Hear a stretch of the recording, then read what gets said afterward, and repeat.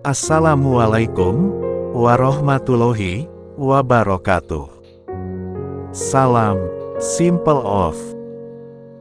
Rasa itu tiada berjasad, sebab itu rasa tidak boleh didefinisikan. Kita hanya boleh merasakan manis, tapi tanpa boleh mendefinisikan apa itu manis. Itu sebabnya rasa itu dikatakan tiada berjasad wujud tapi nyata adanya. Rasa yang tiada berjasad itulah perwujudan ruh pada diri.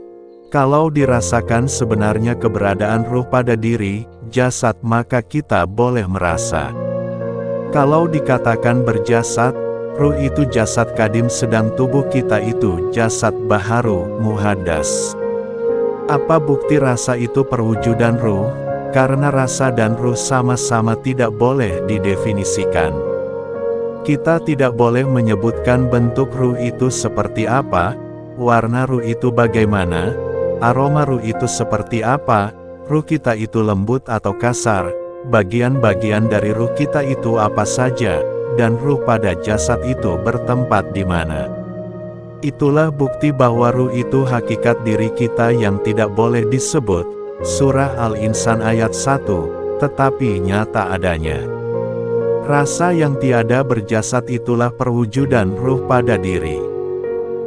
Sebenarnya keberadaan ruh pada diri, jasad kita, maka kita boleh merasa.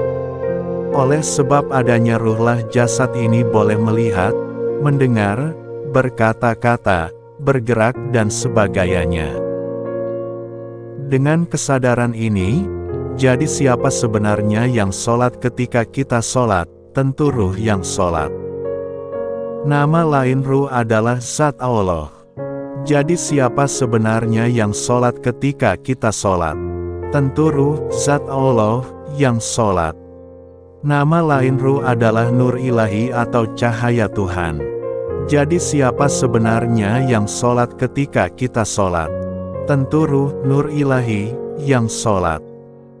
Zat Allah itu bukan Allah subhanahu wa ta'ala. Sebagaimana Nur Ilahi itu bukan ilahi atau sebagaimana cahaya Tuhan itu bukan Tuhan. Ingat, Zat Allah itu esa dengan Allah subhanahu wa ta'ala. Sebagaimana Nur Ilahi itu esa dengan ilahi atau sebagaimana cahaya Tuhan itu esa dengan Tuhan, sang pemilik cahaya. Contoh, matahari dengan sinarnya itu esa, sebab tidak ada jarak ruang kosong yang mengantarai matahari dengan sinarnya. Tubuh ini esa dengan ruh kita. Ruh kita esa dengan Allah subhanahu wa ta'ala. Jadi jasmani dan ruhani ini esa dengan Allah subhanahu wa ta'ala, bilapun, dimanapun dan ketika melakukan apapun. Jasad itu hanya tempat untuk merasa. Sebelum ini kita mengira jasad itulah yang bertakbir, ruku, sujud, padahal rasalah atau ruhlah atau nur ilahilah atau zat Allah lah sebenarnya yang bertakbir, ruku, dan sujud itu. Sadarilah bahwa yang bertakbir, ruku, dan sujud itu rasa, ruh, nur ilahi, zat Allah yang esa dengan Allah subhanahu wa ta'ala. Dari kesadaran inilah mudah-mudahan kita dikaruniai Allah subhanahu wa ta'ala mengalami sendiri rasa ini. Sekianlah. Semoga bermanfaat.